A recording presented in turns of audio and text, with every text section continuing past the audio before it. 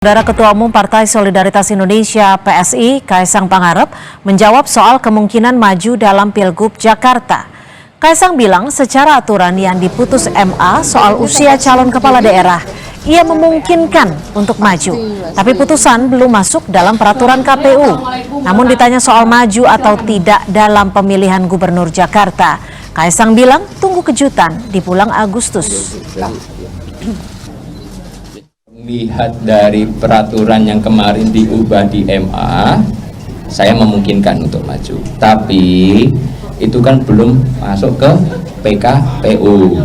Saya nggak tahu prosesnya bagaimana. Maksudnya dari PKPU sendiri, apakah harus berkonsultasi dulu dengan DPR atau tidak?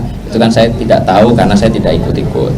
Nah, sekarang PSI sendiri ada 8 kursi di DKI.